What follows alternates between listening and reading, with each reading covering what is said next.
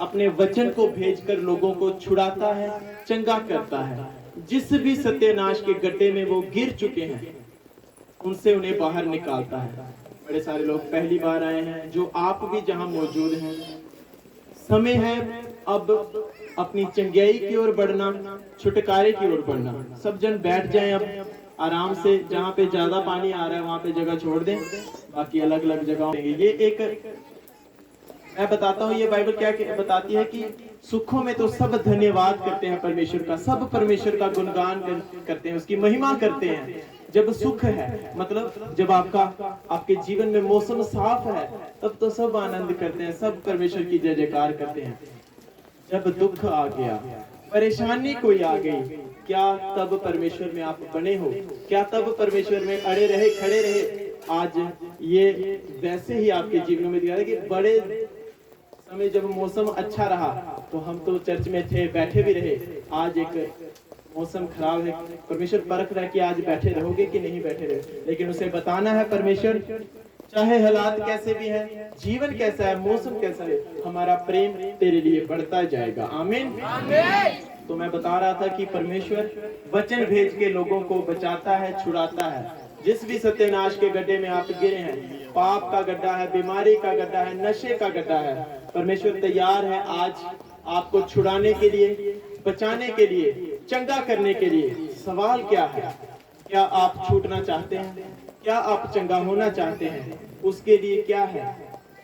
मैंने last Sunday भी आपको बताया कि चर्च कोई बाबाओं का डेरा नहीं, यहाँ आप आए, बाबा को खुश किया, कोई बोतल दी या कोई चीज दे दी और बाबा खुश हो गए और आपने सोचा कि मेरे पे ये हो जाए और मैं चंगा हो जाऊं। नो, किसी इंसान को खुश नहीं करना, बल्कि परमेश्वर को खुश करना है।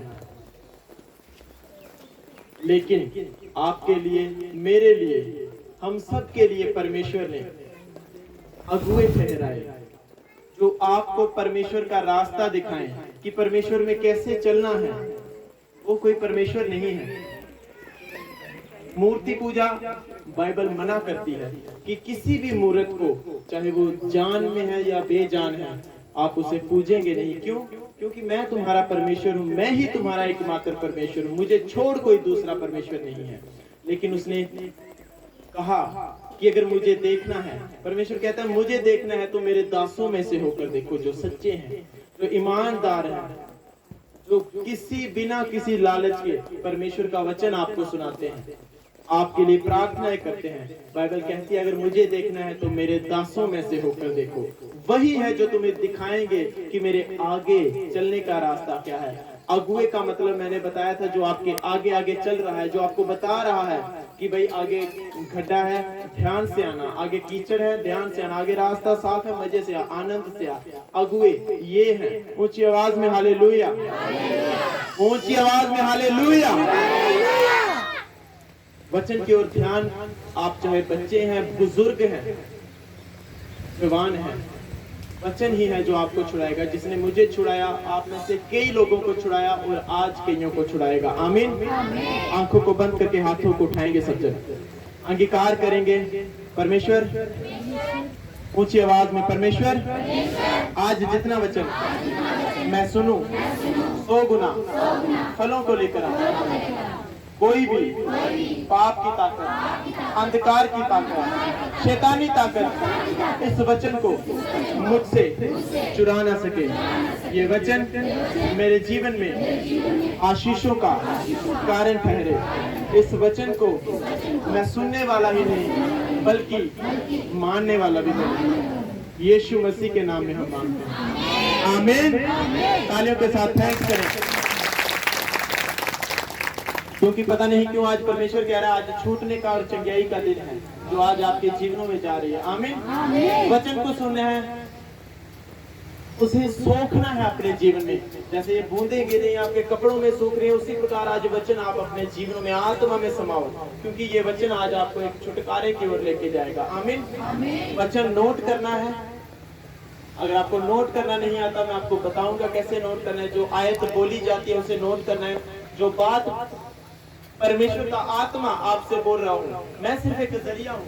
आज परमेश्वर आपसे कुछ बात करना चाहता है अपने वचन के जरिए, कुछ चीजें आपको सिखाना चाहता है कि क्यों हमारा छुटकारा नहीं हो रहा। सब यहाँ जितने भी जन आए हो, चाहे कैसे भी हालातों में आए हो आप, चाहे आपके मनों में क्या चल रहा है, लेकिन एक बात मैं जानता हूँ, आप यहाँ चर्च में इसलिए आए हो क्योंकि आप चाहते हो आपके जीवनों में सुधार हो, आप चाहते हो कि छुटकारे आपके जीवनों में आए, आप चाहते हो कि चंगाइयां आपके जीवनों में आए, लेकिन आएगी कैसे? सवाल ये है। हालेलुया। मैं जानता हूँ आप सब ईमानदारी की ओर बढ़ रहे हैं, परमेश्वर के आगे जाने की ओर बढ़ रहे हैं, उसके वचन को सीखने के लिए मैं जानता हूँ आपके जीवनों में लालसा है। आप चाहते हैं कि मैं भी बढ़ूं, मैं भी परमेश्वर के बड़े कामों को करूं, लेकिन सवाल ये है कि हम करेंगे कैसे? एक छुटकारा है, आपके आगे एक बैरियर लगा हुआ है, नाका लगा हुआ है। सवाल ये है उस नाके को पार कैसे करना है। छुटकारा लेना है तो कैसे लेना है? अलग अलग विधियां हैं, अलग अलग तरीका है छुटकारा लेने का। छुटकारा कौन सा छुटकारा? बीमारी से छुटकारा, जिस पाप में आप गिरे हैं उस पाप से छुटकारा, जो आपके घर में बंधन पड़े हैं उन बंधनों से छुटकारा, जो लड़ाई झगड़े में आप फंसे हैं उन चीजों से छुटकारा। लेकिन सवाल ये है आएगा कैसे? इस वचन के द्वारा वो छुटकारा आपके जीवनों में आएगा। आमीन। ये आप सबके पास है, आप इसे रोज पढ़ें और जो बातें परमेश्वर के दास के द्वारा यहाँ बोली जाती हैं उन बातों को नोट करें, ग्रहण करें, और मैं जानता हूँ छुटकारा जल्द ही आपके पास होगा और आप दूसरों को देंगे। आमीन। तो मेरे साथ सब नोट करेंगे, निकालेंगे नहीं, नोट करेंगे। जो बातें परमेश्वर का आत्मा यहाँ बोल रहा है आज आप उसे नोट करेंगे, उन तरीकों को नोट करेंगे कि ये पॉइंट है मेरे जीवन में छुटकारा जो ला सकते हैं। जैसे मैंने आपको पिछली बार बताया कि आपके जीवन में नम्रता होनी चाहिए। कौन सी नम्रता? वो वाली नम्रता नहीं कि आप झुक के चलें, लोगों को बड़े मीठी आवाज में बोलें, लेकिन मनों में क्रोध है, एक दूसरे के प्रति बैर है। नो, नम्रता मैंने बताया आज्ञा मानने वाले लोगों में नम्रता है, क्रोध ना करने वाले लोगों में नम्रता है, जो परमेश्वर का डर रखते हैं उन लोगों में नम्रता है। एक भी चीज अगर आपके जीवन में कमी है तो नम्रता की भी आपके जीवन में थोड़ी कमी है। और नम्रता जब आती है, बाइबल कहता है कि मैं उसे धन, महिमा और जीवन देता हूँ। हालेलुया। मेरे साथ सब जन नोट करेंगे।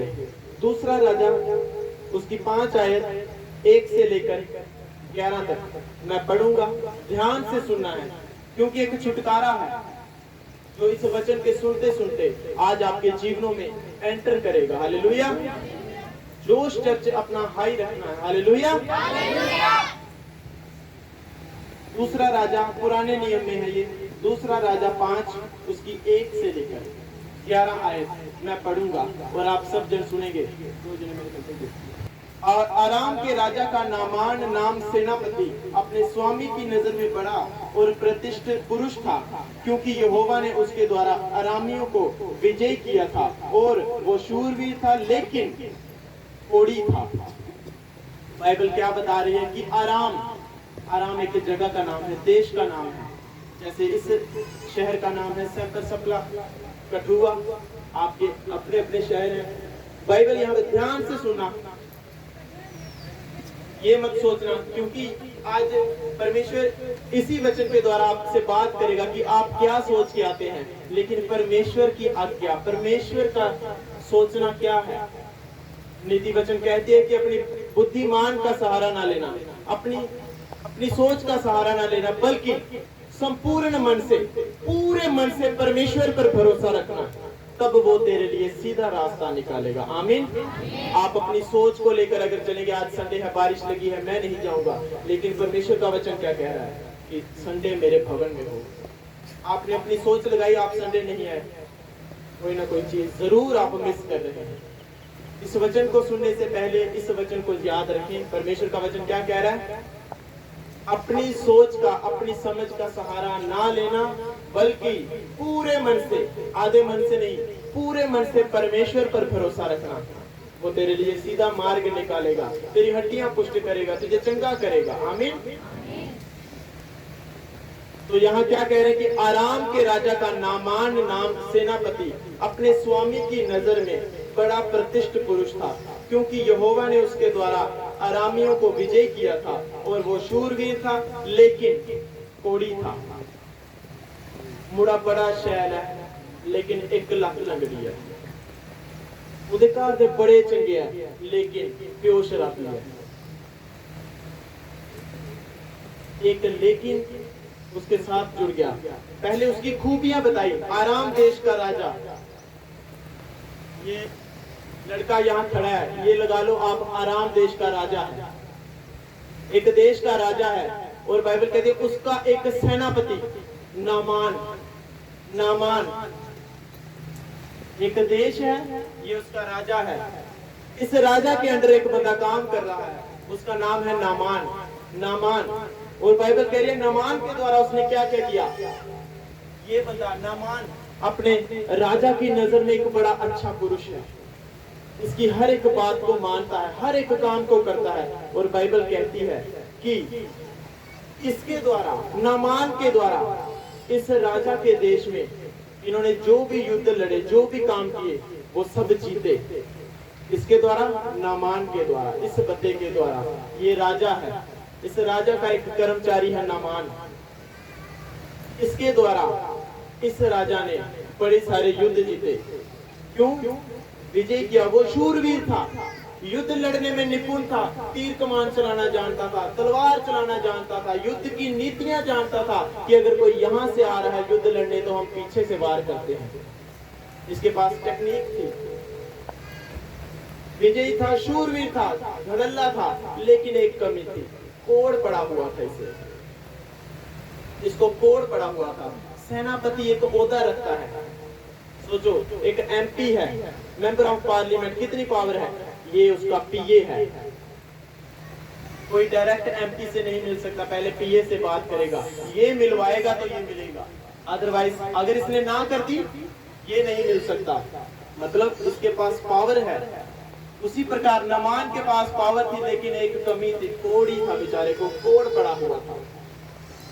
फिर बाइबल क्या कहते, अरामी लोग दल बांधकर इजराइल के वश में जाकर वहां से एक छोटी लड़की बंधुआई में ले आए थे और वो नामान की पत्नी की सेवा करती थी।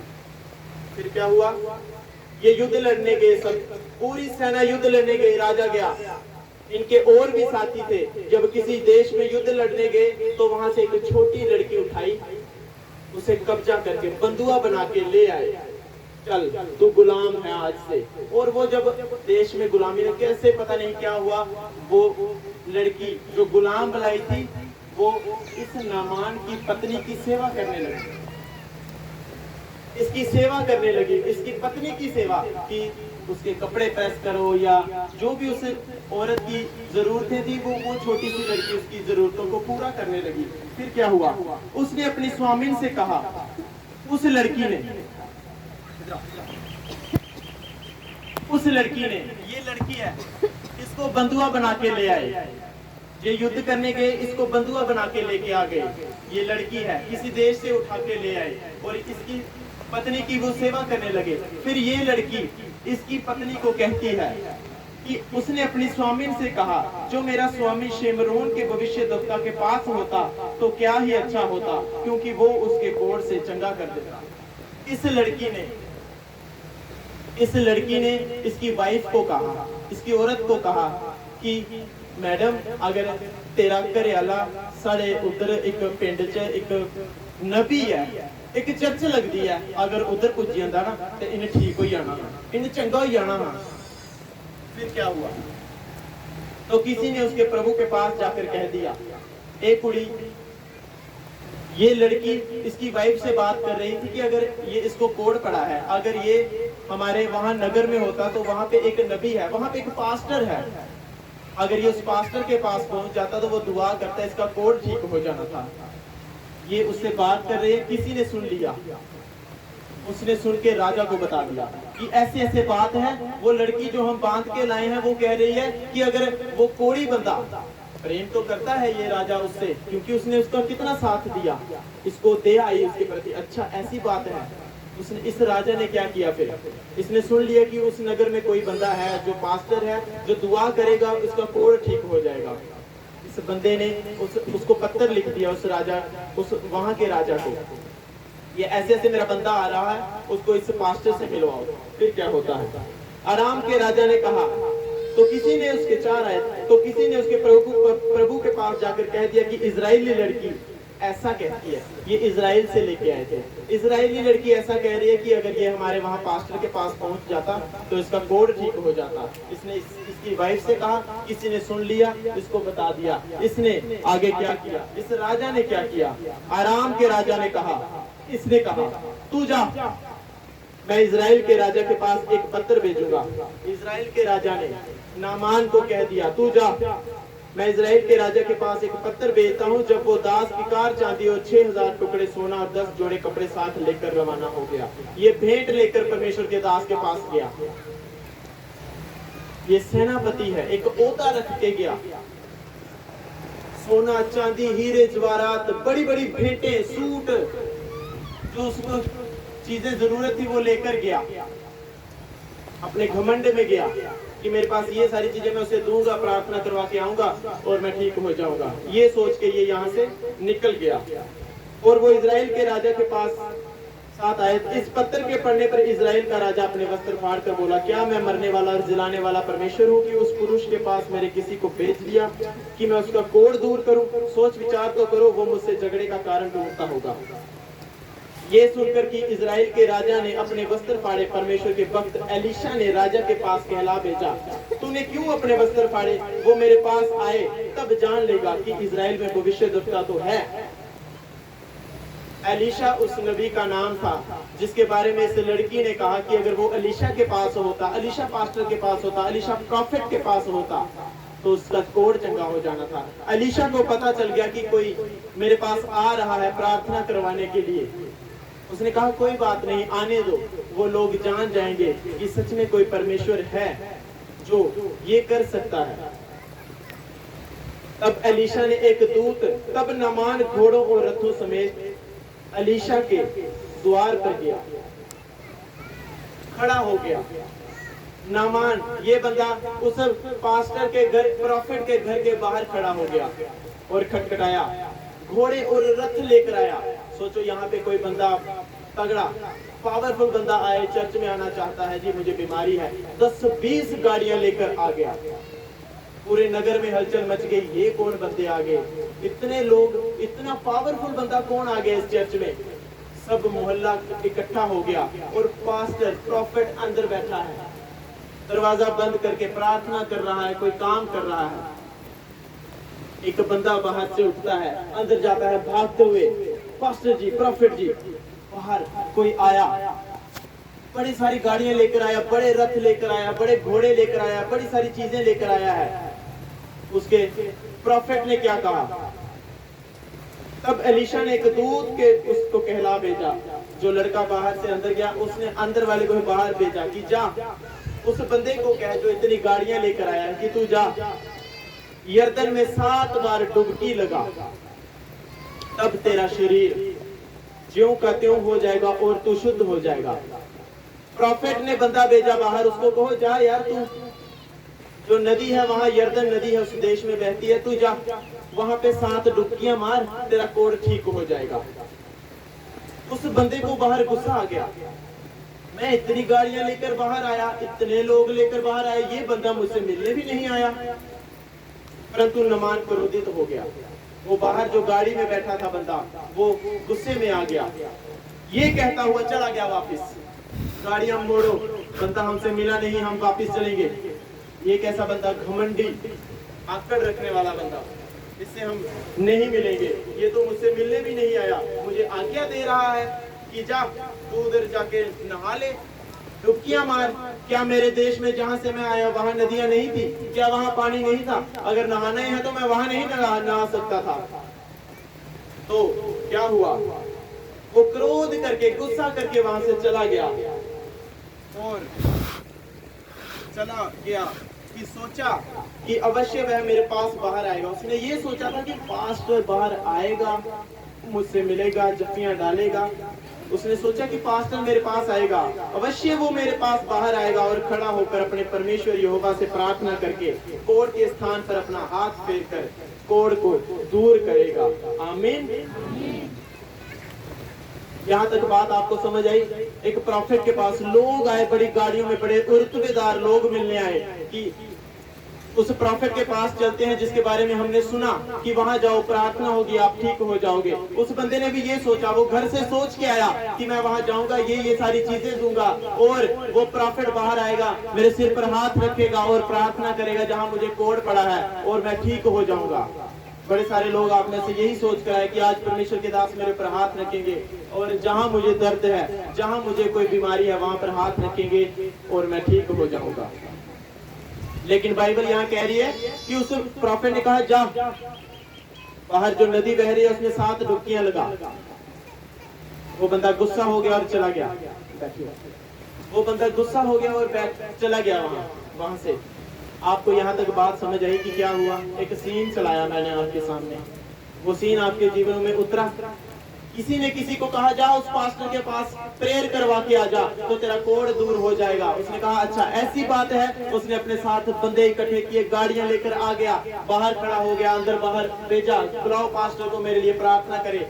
वो ये सोच के आया था कि पास्टर बाहर आएगा, मैं यहाँ खड़ा हूँगा, वो मेरे हाथ सर पर हाथ रख के प्रार्थना करेगा, जहाँ मुझे कोड़ पड़ा है, जहाँ कोड़ पड़ा है वहां पर हाथ रखेगा और मैं ठीक हो जाऊंगा। हुआ क्या? उसके उल्टा हो गया। प्रॉफिट बाहर मिलने भी नहीं आया, पास्टर ने दरवाजा भी नहीं खोला, एक बंदा बाहर भेज दिया। उसको कह, जा यार, उसको कह कि जा नदी में 7 डुबकियां मंगा, तेरा कोड़ खत्म हो जाएगा।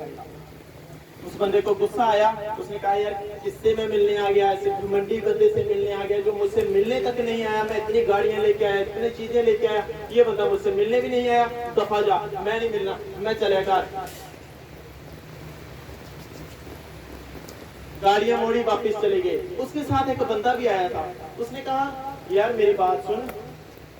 नामान को उसने कहा कि केड़ी कोई औखी गल आखी थी उन्होंने, दूंगी डुबकी ही मारनी है नदी, जा मार। अगर वो तुझे आखिर कि बट्टे नहीं गया, अगर वो आपको कह देता अपनी पत्नी से 8 दिन अलग होके सोना, मंजे पे नहीं नीचे सोना, अगर वो कह देता कि 8 दिन ये रीतियां रिवाज करना, अगर वो कह देता 14 दिन तू ये करे, वो कहता ये चीजें कठिन है या ये आसान है?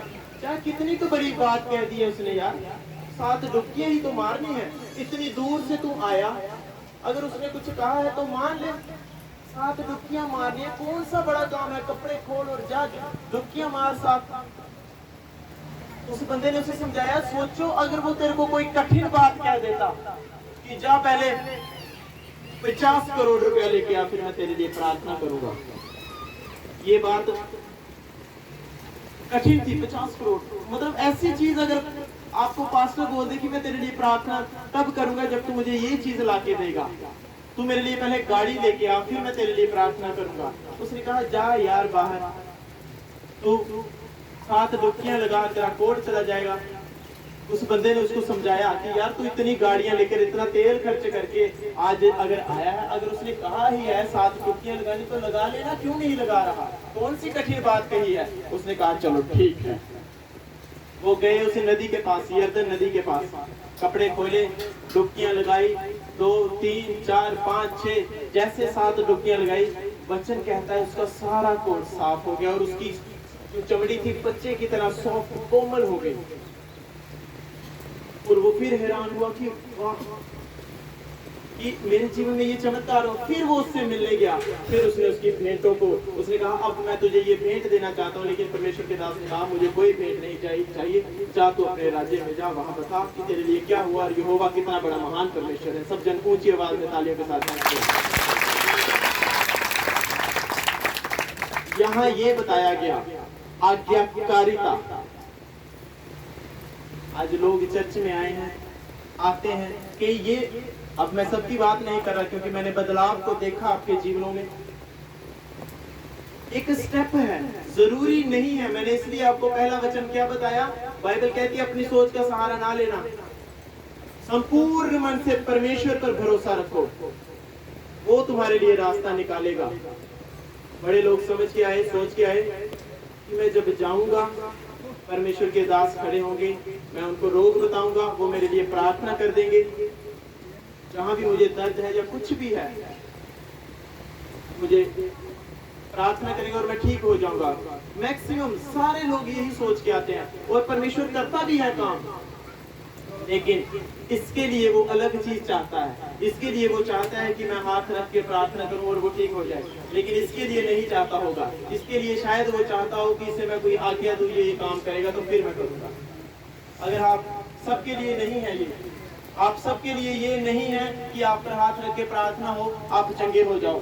100 लोग करवाएंगे, हो सकता है 90 ठीक हो जाए, 10 नहीं हो, क्योंकि परमेश्वर उनके जीवनों में कुछ और चाहता है। आज क्या होता है, कई लोगों के जीवन में छुटकारा नहीं है, कई लोगों के जीवन में चंगाई नहीं है, कई लोगों के जीवन में बरकत नहीं है। क्यों नहीं है? उन्होंने यही सोचा है कि हाथ रखेंगे और चीजें सेट हो जाएंगी। हो सकती है सेट, लेकिन सारी दिन आपके जीवन में नहीं, कईयों के हो सकती है। आज जब यहाँ चर्च में परमेश्वर के दास आपको बताते हैं, आप आए, आपने कहा कि मेरे पेट में मुझे कुछ हो रहा है, कोई गड़बड़ी, कोई रसोली टाइप मुझे महसूस हो रही है, मैं क्या करूं? आपने ये सोच के आए हैं कि अब परमेश्वर के दास हाथ रखेंगे, प्रार्थना करेंगे और मेरी रसोली गई आउट। हो सकता है, जा सकती है, लेकिन कई बार परमेश्वर अपने लोगों को इस्तेमाल करता है, अपने दासों को इस्तेमाल करता है। वो आपको आज्ञा देते हैं कि तू ये काम कर, तेरा ये रोग ठीक हो सकता है, तू ये काम कर, तू ठीक हो सकता है। लेकिन नहीं, हमने यही सोचा है कि भाई हाथ रखेंगे तो प्रार्थना होगी, सारी चीजें सेट हो जाएंगी। ऐसा नहीं है, हर बार नहीं है। कई लोगों के लिए है, कई लोगों के लिए नहीं है। खासकर पता किन लोगों के लिए नहीं है? जो चर्च से अब 1 साल से अधिक के मेंबर हैं, 6 महीने से अधिक के मेंबर हैं। नए लोगों के लिए ये विश्वास की चीज है कि चलो हाथ रखेंगे प्रार्थना, क्योंकि उनको वचन आहिस्ता आहिस्ता उनके जीवनों में उतरेगा। जो 6 महीने, साल से अधिक के लिए है, अगर आपके जीवनों में बंधन है, आपके जीवनों में छुटकारे हैं, आप आए हैं, चर्च में मौजूद हैं, मजे से, कोई लेना नहीं, कोई देना नहीं, बैठे खाना खाया चले गया, लेकिन अपने जीवन की समस्या भूल गए। मेरा पति भी है घर में, जो शराब पी के कभी उस गली में टक्कर मार रहा है, कभी उस नाली में गिर रहा है, आप भूल गए। मेरा एक पति भी है घर में, जो रोज किसी न किसी औरत के पीछे भाग जाता है। मेरी एक पत्नी भी है घर में, जो रोज किसी न किसी के साथ फोन पे लगी है, जो रोज किसी न किसी के साथ नए चक्कर में पड़ी है, आप भूल गए। परमेश्वर का वचन कहता है कि परमेश्वर के दासों की आज्ञा माननी चाहिए, अपनी सोच का सहारा ना लेना। आज आप चर्च में आए हैं, आपने अपना केस बताया कि ऐसे ऐसे बात है, मुझे ये प्रॉब्लम है, मेरे लिए प्रार्थना करो। सोचो, एक बंदा आया कि मेरे ना पीठ में बहुत ज्यादा दर्द है, मैं खड़ा नहीं हो पा रहा, सिर्फ ऐसे झुक के चल रहा हूँ। उसने सिर्फ ये बताया, लेकिन परमेश्वर अपने लोगों से बात करता है, अपने दासों को जाहिर कर देता है उनकी जिंदगी की, इसकी जिंदगी में ये कमी है। आपने ये तो बता दिया कि मेरी पीठ में दर्द है, ये नहीं बताया क्यों नहीं है। आपने वचन सुने, आपने ये नहीं बताया कि मैंने पाप भी किया कुछ दिनों पहले, मैं किसी अन्य जाति के फंक्शन में भी गया था, वहां लंगर चल रहा था, किसी अन्य देवता का मैंने वो भी खाया, आपने ये नहीं बताया। चलो, परमेश्वर के दास को पता चल गया, उन्होंने कहा यार मेरी बात सुन, ये तेरे दर्द एक कारण, एक चीज तूने की है, उसके कारण है, तूने परमेश्वर के वचन को तोड़ा है, तूने कहीं अन्य जगह पर जाकर अन्य देवता की महिमा की है। तू ऐसा काम कर, तू तौबा कर, तेरे लिए कोई प्रार्थना नहीं है, तू माफी मांग। बंदा उठा, चलो प्रार्थना तो की नहीं, मैं खरा तौबा कर, मैं नहीं आना रे, बोले मैं नहीं आना रे चर्च। कौन सा बड़ा काम कर दिया? क्या आपको अगर आपकी कोई गलती बताए, अच्छा क्या है, आप उसे मान ले, स्वीकार कर ले, छोड़ दे और आगे बढ़े, या जिसने आपको गलती बताई आप उसी को डांटे और उसी को जज करते रहे, तू बड़ा है हमें दसने वाला। अपनी गलतियां लोग छुपाते हैं। अपनी गलतियों को जब आपने स्वीकार कर लिया, माफी मांग ली, एक छुटकारा पैदा हो जाता है। जैसे नमान ने मान लिया, चलो यार वो मुझसे मिलने नहीं आया, मैं डुबकियां ही लगा लेता हूँ, ठीक हो गया। आपको परमेश्वर के दास ने कहा कि आप कह रहे हैं मेरे जीवन में बंधन है, मैं नहीं छूट पा रहा। परमेश्वर के दास ने कहा टाइम पर चर्चा आया कर, सेवा किया कर, और आप यही सोच रहे हैं कि नहीं मेरे हाथ रख के प्रार्थना हो, जब तक आपने परमेश्वर के दासों की आज्ञा नहीं मानी। बाइबल कहते हैं कि कई छुटकारे इसलिए बंद हैं, आप आज्ञाकारिता में नहीं है। आप आज्ञाकारिता में नहीं है। जो परमेश्वर के लोगों ने आपको कहा कि भाई ऐसे किया करो, ये चीजें किया करो, आपने सुना बड़े तरीके से, कोई कह रहा है आपने बड़े एक्टिव होके हाँ मैं करूंगा मैं करूंगा, और नेक्स्ट टाइम आप उसी चीज से भाग गए, आपने वो चीज पूरी नहीं की, आपकी छुटकारा, आपका चंगाई रुक गई है। उस एक चीज के कारण आपने परमेश्वर के दास की आज्ञा नहीं मानी, उसकी बात नहीं मानी। आपको कह दिया गया टाइम पे चर्च आओ, हो सकता है भाई आप आके देखो, कुछ ब्लेसिंग, कोई छुटकारा आपके जीवन में हो सकता है पैदा हो जाए, जो आप कई सालों से लड़ रहे हो, यार इस चीज से मैं छूट नहीं रहा। आपको कह दिया गया, परमेश्वर के दास आपको कह दे ऐसा किया करो, 2 दिन हफ्ते में ना रोजे रखा करो। रोजे बड़ी लगती है। आपको एक आज्ञा दी गई कि फास्टिंग किया करो, और आपको कहा कि ऐसा किया कर, तू शुक्रवार फास्ट किया कर। नहीं शुक्रवार में फास्ट रखना, शुक्रवार एक दुकान है उधर, उससे दिन पूरियां लग गई, मैं उस दिन पूरी खानी। आज्ञा, एक बंधन आपके जीवनों में जुड़ा हुआ है उस दुकान के लिए, उस काम के लिए। परमेश्वर ने अपने दास को कहा कि इसको कर शुक्रवार फास्ट कर। क्यों फास्ट कर? क्योंकि ये उस जगह से जब बाहर निकलेगा, हो सकता है जिस जगह से आप कुछ ले रहे हो वो बंदा दुष्ट आत्मा के काम करता हो, उन चीजों पर कुछ न कुछ करता हो, और वो चीज आप ग्रहण कर रहे हो और आपके जीवन में उन्हीं के कारण बंधन हो। परमेश्वर के दास ने काम किया, आप सोचोगे प्रार्थना करो, आप उस चीज से जब हट गए, आपके जीवनों में एंटर होगा। आमीन। आप इस बात को समझ रहे हैं? आज्ञाकारिता, आप जब परमेश्वर की मत सोचना, अपने दिमाग में वहम मत डालना, क्योंकि बाइबल में कहा, मैंने पहला वचन इसीलिए कहा, अपनी बुद्धिमानी का सहारा ना लेना, अपनी सोच का सहारा ना लेना, पूरी तरह परमेश्वर पर भरोसा रखना, पूरी तरह कि अगर परमेश्वर के दास कुछ कह रहे हैं, कोई छुटकारा है, आज से मैं ऐसे करूंगा, करके देखो। नहीं आ रहे छुटकारे, आके बात करो, नहीं बन रही बात, लेकिन बात ये है आपने वो चीजें की ही नहीं जो आपको आज्ञा दी गई, की ही नहीं। सोचो कितनी तो बड़ी आज्ञा आपको इस चर्च से मिल रही है। कभी आपको किसी ने कहा कि आओ यार 10-20 हजार लेके आना, हम ये करेंगे? किसी ने नहीं। हमारे पास कई ऐसे चर्च में सेवादार हैं जो कई बार बड़े बीज हमें देते हैं कि हम चर्च में ये बीज देना चाहते हैं, आज्ञा मानते हैं वो, लेकिन हमें लगता है नहीं यार, इस बंदे को ये 10,000 बेचारा कमाता है, लेकिन 8,000 पे बीज दे रहा है, 2,000। हमें दिल में ये लगता है कि नहीं यार, कि ये कैसे सर्कल चलाएगा। लेकिन परमेश्वर का वचन हमें याद आता है कि नहीं, अपनी समझ का सहारा नहीं ले। मैंने उसके मन में डाला है कि ये 8,000 बीज तेरे दे भवन में बोए, और वो बीज आप जानते हैं चर्च के कामों के लिए इस्तेमाल हो रहा है। और उन लोगों के जीवनों में मैंने पर्सनली, हमने बरकतें देखी हैं जिन्होंने आज्ञाओं को माना। आज के लोगों के जीवन में छुटकारे इसलिए नहीं है, आप आज्ञाकारिता में नहीं हो। आपको कहा गया सेवा में, आप सेवा करो। मैं नहीं करनी सेवा, वो करा रहा है, मेरा मुड़ा करा रहा है, मुड़ा ब्लेसिंग ले रहा है, तू क्या ले रहा है? मेरे बच्चे सेवा करते हैं, तो तू मैं काम कर रहा हूँ। परमेश्वर के दास ने संडे बताया, कई लोगों ने यहाँ आके प्रार्थना की, मेरा काम नहीं चल रहा, मेरा काम नहीं चल रहा, मुझे पैसा नहीं मिल रहा, प्रभु मुझे पैसा नहीं मिल रहा, मुझे काम नहीं मिल रहा। परमेश्वर के दास ने प्रार्थना की, वचनों को सुना, एक दिन काम मिल गया, एक दिन पैसा मिल गया।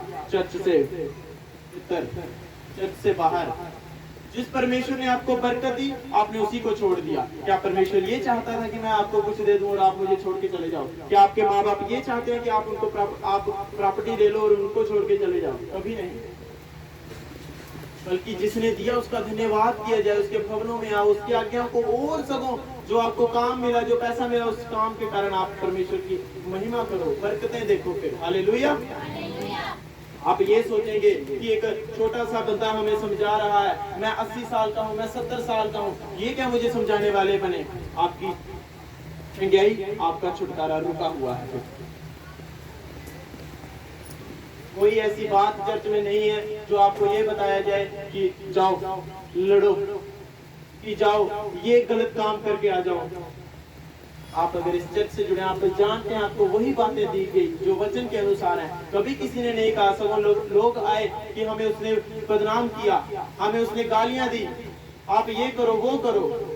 नहीं, वचन क्या कहता है? तू माफ कर। और जब उन्होंने आज्ञा को माना, मैं आपको एक बात बताता हूँ ब्रदर, जो ऐसे ऐसे काम करती है आपके जीवनों में जो आप चाहते हो देखना, वो होता है जब आप आज्ञाओं को मानो, आप अपनी समझ का सहारा ना लेना। बाइबल कहते हैं समझ का सहारा ना लेना, परमेश्वर पर भरोसा रखा जाए। एक गवाही आप सुनना ध्यान से, देखो परमेश्वर कैसे आज्ञा मानने वालों के जीवन में काम करता है। मैटर नहीं करता कि आज्ञा कौन दे रहा है, बस हाँ मैटर करता है कि परमेश्वर के जन जो है वो दे रहे हैं या कोई और है। ब्रदर जोनी आपको एक गवाही बताएंगे, आप वो सीन बताएंगे जब आपके साथ आपको परमेश्वर के भवन में आने के लिए, जब आप परमेश्वर के साथ जुड़ चुके हैं, लोगों ने आपको जब गालियां दी, लड़ाई झगड़े जब आपके साथ हुए, तो फिर आपके जीवन के आप बताएं आपके साथ क्या हुआ। जब इधर आने लगा मेरे को लोग गालियाँ देने लगे, धोखा भी लिया मेरे को मारने के लिए, ब्रदर भी गवाह है। तो फिर मैंने भी उसको मारने लगा। फिर मेरे को वचन आ गया कि प्रभु ने कहा मैं तेरी जंग लड़ूंगा। उसके बाद 2-3 दिन बाद ब्रदर बता रहे हैं कि शाम को अपने मोहल्ले के गली के पास ये बैठे थे। ऐसा हुआ कि ये जिस दुकान में कोई सामान लेने गए, वो बंदा इनके साथ लड़ाई झगड़े करने लगा। किस लिए? कि तू चर्च क्यों जाता है, तू ईसाई बन गया है। उन्होंने ये नहीं देखा कि ये बंदा वही है जो नशे करके गलियों में गिरा हुआ होता था, जो नशे करके लोगों से लड़ाई करता था और इन्हें गालियां देने लगे, मारने लगे, धक्के दिए, यहाँ तक कि टोका लेके आ गए इनको मारने के लिए। इन्होंने कहा कि मेरा भी हाथ उठने वाला था, लेकिन और इनके आप देखो कितनी जान है, कितना शरीर है। वो एक छोटा सा बंदा इनके सामने जब पंगे करने लगा, अगर ये इन्होंने मुझे बताया कि मेरा दिमाग ऐसे कर रहा था कि मैं उसे उठा के उल्टा जमीन में धस दूं, इतना जोर कहते। और जब गुस्सा होता है बंदे में जोर आ भी जाता है। इन्होंने ये सोचा, लेकिन परमेश्वर का वचन इनके जीवन में नहीं लड़ना नहीं है। और ये सारी बातों को सहकर, पूरे मोहल्ले में बदनामी को सहकर, या किसी भी प्रकार की गालियों को सहकर, सुबह मेरे पास आए और इन्होंने मुझे ये सारी चीजें बताई। इन्होंने मुझे कहा कि आप ऐसा करो, आप वकील हो, पर्चा दो, कंप्लेन करते हैं, उस बंदे को उठाते हैं, ये सारी चीजें करते हैं, उस बंदे को अंदर कराना है। उसने मुझे ये चीजें कही, उसने मुझे माँ बहन की गालियां दी। मैं नहीं सह सकता और कोई नहीं सह सकता, लेकिन परमेश्वर का वचन आपके मन में जब हो वो आपको संभालता है। ये आए मेरे पास, मैं अंदर था और ये मुझसे बात की, ऐसे ऐसे बात हो गई है, चलो मेरे साथ अभी ऐसे करना है, कंप्लेन देनी है, पर्चा देना, उस बंदे को अंदर कराना है। फिर आप बताएं मैंने आपसे क्या कहा, हमने कंप्लेन दी थी या क्या किया? आपने बोला कि प्रभु पे विश्वास रखो, वही जंग लड़ेगा हमारी। और 2-3 दिन बाद एक लड़का आया, उसकी इतनी पिटाई की कि हद से ज्यादा। उससे पहले ये बताओ कि अब जब घर गए वो आपके पास आया? हाँ मेरे पास आया, वो बोलता कि मेरे को क्षमा करते, मेरे को माफ कर दे। उसने मेरे से माफी मांगी दूसरे। हालेलुया। मैंने ये गवाही आपको इसलिए बताई क्योंकि इस वचन के साथ मैच करिए। वचन कहता है कि अपनी बुद्धिमानी का सहारा ना ले, परमेश्वर पर भरोसा है। और ये मेरे पास है डर के कि ऐसे ऐसे बात है, अब क्या किया जाए, क्योंकि ये परमेश्वर के दास है। मैं जानता हूँ कितनी सेवा, कितना प्रेम इनके हृदय में परमेश्वर के लिए है। इन्होंने कोई गलत काम नहीं किया, बल्कि उन बातों को सुना, मेरे पास है, चलो कंप्लेंट दें। जैसा संसार में चलता है, मुझे किसी ने कहा और जाना भी चाहिए, कानूनी कार्रवाई करनी चाहिए, लेकिन ये मेरे पास है, मैं कर भी सकता, लेकिन मैंने इन्हें कहा कि आप ऐसा करो। वचन कहता है कि मैं तेरी जंग लड़ता हूँ, जो तुझे लज्जित करते हैं मैं उन्हें शर्मिंदा करूंगा। मैंने इनको कहा आप 1 घंटा घर जाओ, फास्टिंग करो, 1 घंटा फास्टिंग करो, प्रेयर करो, उसके बाद मुझे बताओ क्या करना है। 1 घंटा बीत गया, कोई फोन नहीं आया इनका, मैंने भी नहीं किया क्योंकि मैं जानता था कुछ ना कुछ परमेश्वर तैयार कर रहा है। मैंने 2-3 बजे फोन किया, मैं क्या आप आए नहीं? कहते आना क्या, वो बंदा मेरे पास मेरे घर ही आ गया, उसने मुझसे माफी मांगी। और सबसे बड़ी बात यह है, जिसने माफी मांग ली वो अपनी गलती स्वीकार कर गया, और परमेश्वर लेकिन बदला लेता है। इन्होंने बताया 2-3 दिन के बाद लड़के आए, उसे इन्हीं के सामने पिटाई की। हम नहीं चाहते किसी की पिटाई हो, लेकिन परमेश्वर कहता है जो मेरे दासों को छेड़ता है वो मेरी आंख की पुतली को छेड़ता है और उसका न्याय मैं करता हूँ। आमीन आमीन। ये इसलिए आप जब परमेश्वर के दासों की बातों को मानेंगे, आपके छुटकारे, जो चीज आप चाहते हैं आपको उसी में मिलेगी। आमीन। में एक जगह क्या हुआ, एक विधवा थी, बड़े लोगों का कर्जा देना था, बहुत लोगों का कर्जा देना था। फिर उसने क्या सोच लिया, ऊंची आवाज में हालेलुया, हालेलुया। एक विधवा थी, हालेलुया, परमेश्वर मेरे आत्मिक कानों को खोल, तेरे वचनों को मैं समझ सकूं, तेरे दासों की आज्ञा को मैं मान सकूं। मैं जान चुका हूं कि बाइबल कहती है कि एक विधवा थी, अपने लड़के के साथ जंगल में चली गई। बड़े लोगों का कर्जा देना था, बड़े लोगों ने कई लोगों का कर्जा देना होता है। जब पैसा नहीं होता कोई चीज में, फिर वो एक दूसरे से भागते हैं कि कहीं वो बंदा मिल ना जाए, कहीं वो बंदा मिल ना जाए, मुझसे पैसे ना मांग ले, मैं क्या करूंगा, क्या मुंह दिखाऊंगा। उसी प्रकार उस बेचारी विधवा औरत ने सोच लिया कि अब पैसे तो है नहीं, जो सामान मैंने लोगों से दिया वो तो है नहीं, अब क्या करें। उसके साथ एक लड़का था, उसने कहा चलो जंगल में चलते हैं, एक मुट्ठी आटा बचा है, थोड़ा सा तेल बचा है, इस फुलके को बनाएंगे, खाएंगे और मर जाएंगे। उसने ये सोचा कि फुलका बनेगा, एक फुलका बनेगा, इसको खा लेते हैं और मर जाएंगे, कहां से लोगों का उद्धार चुकता करेंगे। हुआ क्या, एक नबी उस जगह पर मौजूद था।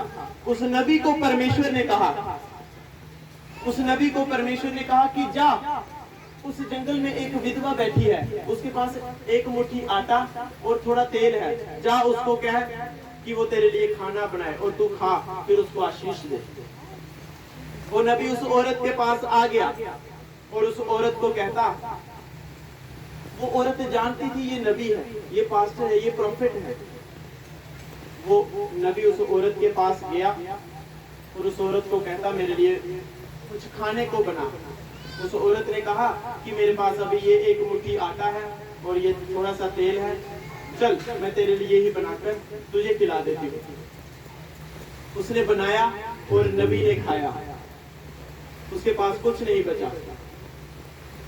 यहाँ क्या हुआ, उस औरत ने अपनी समझ नहीं लगाई, उसने आज्ञा को मान लिया कि अगर परमेश्वर का दास कह रहा है कि मेरे लिए बना तो मैं इसी के लिए बना देती हूँ। उसने ये नहीं सोचा कि यार मैं इतना सा है, मैं इसको दे दूंगी तो खुद क्या खाऊंगी। उसने ये नहीं सोचा, उसने उसकी आज्ञा को माना, फुल्का बनाया, जो भी कुछ बना उसको खिला दिया। फिर उस परमेश्वर के दास ने क्या कहा, उसने कहा जा, अब सारे जितने भी तेरे नगर हैं, जैसे आप इधर सैंपर सबला में खड़े हैं, आपको पास्टर बोल दे कि जाओ सैंपर सबला में जाओ, जितने भी घर हैं, जहां से भी कोई पतीला मिलता है, जहां से भी कोई बर्तन मिलता है, जितने बर्तन मिलते हैं ले आ। सोच फिर से, अगर अपना बंदा अपने आपको आपने किसी का कर्जा देना हो 10 लाख रुपया, पास्टर आपको बोले एक काम कर, जा तो किसी से 1 लाख रुपया उधार लेके आ। आपने कहा मरवाना है क्या, मैंने आगे लोगों में 10 लाख रुपए देना है, 1 लाख रुपया किसी से मांगने जाऊं, उन्होंने पकड़ के मुझे बांध के मारना है।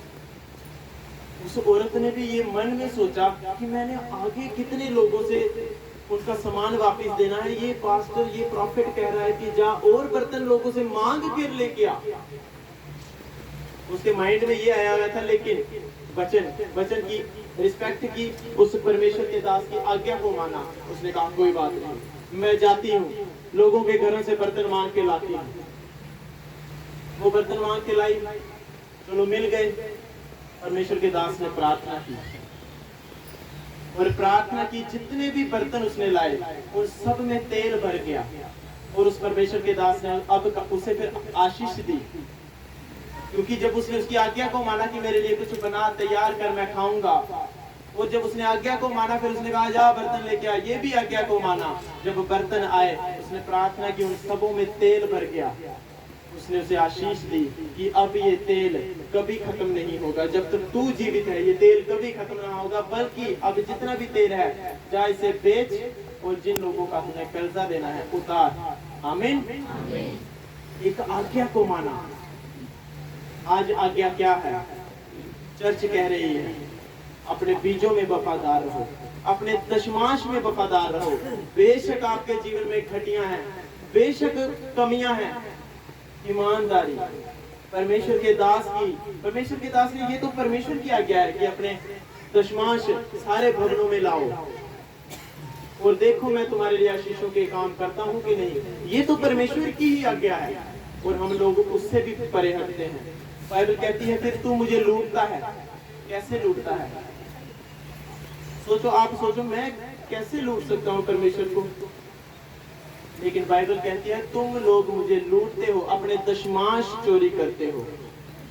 आपका दशमांश बना एक हफ्ते का 1000 रुपया, आपने दशमांश दिया 100 रुपया, 900 रुपया आपने परमेश्वर का खा दिया। बाइबल कहती है दशमांश मेरा है।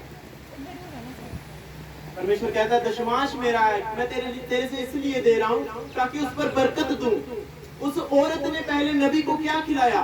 उस आटे को दिया, उस तेल को दिया, उस पर बरकत जब उसे मिली फिर कितना तेल उसके पास आया। परमेश्वर के दास जा तेल बेच, लोगों का कर्जा उतार और ये तेल तेरा पूरे जीवन भर कभी खत्म नहीं होगा। आज जब चर्च में कहा जाता है कि अपने बीजों के प्रति वफादार हो, अपने दशमांश के प्रति वफादार हो, ये एक आज्ञा है जो परमेश्वर की है, लोग पूरी नहीं करते, अपने दशमांशों में चोरियां करते हैं। और वचन कहता है तुम लोग मुझे लूटते हो, दशमांश चोरी करते हो। लूटते कैसे? दशमांश नहीं, मुझसे ऐसी ऐसी बरकतें चाहते हो कि ये भी करो वो भी करो। परमेश्वर तू ये भी कर। अपने आप में क्या वफादारी है? बीजों को अपने जो दशमांश के बीज, मैं कहता हूँ जितने भी, उस औरत ने ये नहीं सोचा कि मेरे पास यही बचा है मैं ये भी दे दूंगी तो मेरे पास क्या बचेगा। उसने परमेश्वर को दे दिया, उसके दास को उसके भवन में बो दिया। और क्या हुआ आप सबने सुना कि कैसे उसका कर्जा उतर गया, कैसे वो जीवन भर उसके ऊपर आशीष ठहरी रही। वैसी ही आशीषें आपके जीवनों में उतरेगी जब आप अपने बीजों के प्रति परमेश्वर के भवन में वफादार रहेंगे। आमीन आमीन आमीन। ऊंचा बरकत आपकी है। आमीन। आज से अपने बीजों को बोएं, क्योंकि परमेश्वर अपने दासों के जरिए, अपने लोगों के जरिए आपको कुछ बातें बोलता है जिसमें आप ही के, जैसे मैंने कहा परमेश्वर के दास आपको कोई भी आज्ञा दे सकते हैं,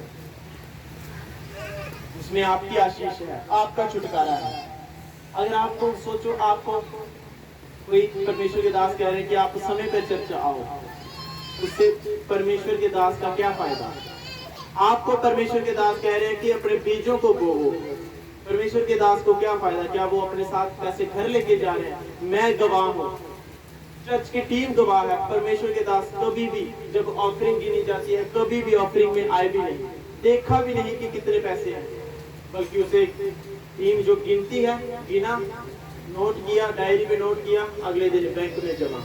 फिर जब परमेश्वर के भवन का काम होता है, बैंक से बाहर निकाल एक एक रुपए का हिसाब परमेश्वर के दास देखते तक नहीं। अपने बीजों को बोना है।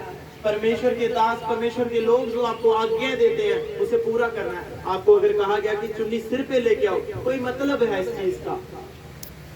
कोई मतलब है? परमेश्वर के अगर लोग कह रहे हैं कि ऐसी चीज करनी है, उसमें आप ही का फायदा है।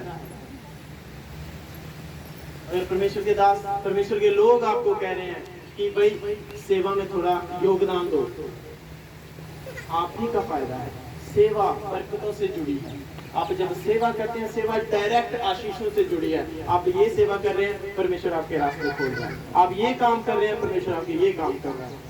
ये चीजें हैं। आज से मन बनाए, अंगीकार करें मेरे साथ, आंखों को बंद करते हुए, हाथों को उठाते हुए ऊंची आवाज में, परमेश्वर मैं इस वचन को अपने जीवन में समाता हूँ। अब से मैं तेरे वचन को प्रथम स्थान दूंगा। तेरे दास के द्वारा दी गई आज्ञाओं को मैं जानता हूँ, वो मेरे ही छुटकारे का कारण है, मेरी ही चंगियाई का कारण है। आज से मैं तेरे दासों की आज्ञाओं को मानूंगा, अपने बीजों के प्रति वफादार रहूंगा। जो भी मेरा दशमांश होगा, परमेश्वर मैं तेरे भवनों में पूरी ईमानदारी से उसे बोऊंगा, क्योंकि मैं जानता हूँ मेरे बोने के द्वारा ही मैं फसल को काट पाऊंगा।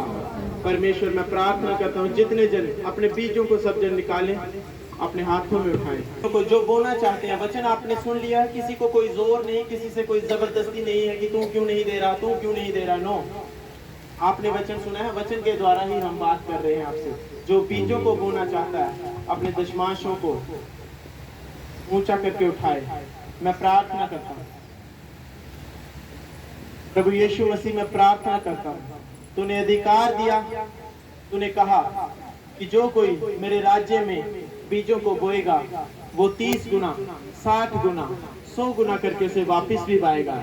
परमेश्वर, मैं विश्वास करता हूँ जितने जन आज तेरे राज्य में अपने बीजों को बो रहे हैं, तेरा पवित्र हाथ इन बीजों को छुए, जब ये तेरे राज्य में लगाया जाए परमेश्वर, तू इन्हें याद करना।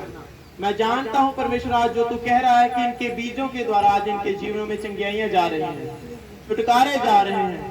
परमेश्वर, मैं विश्वास करता हूँ कि आज के बीज के बोने के द्वारा परमेश्वर, ये लोग तेरे आने वाले दिनों में बड़े गवाह बनकर तेरे भवनों में होंगे। तेरी आशीषों की वर्षा परमेश्वर इनके ऊपर ऐसी होगी कि ये तेरे नाम में गवाहियां देते देते रुकेंगे नहीं। हालेलुया, यीशु के नाम में हम मांगते हैं, आमीन। सब जन अपने जितने जन अपने बीजों को डालते जा रहे हैं वो सभी जन अंगीकार करें, अपनी आंखों को बंद रखें और प्रार्थना में रहें कि जितने जन आज सच्चे मन के साथ, विश्वास के साथ आज